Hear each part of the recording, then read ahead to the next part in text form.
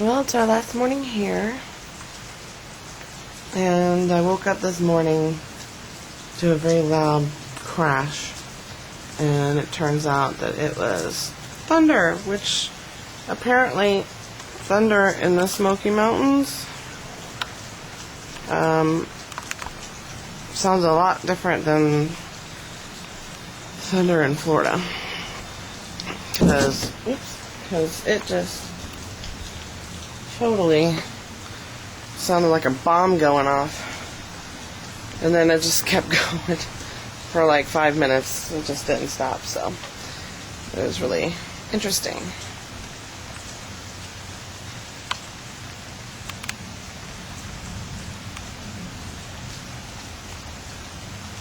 So it's raining today.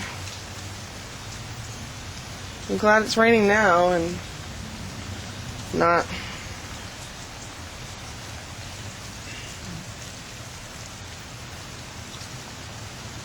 all weekend. It's been a perfect weekend. But we're sad to go. We don't want to go home. So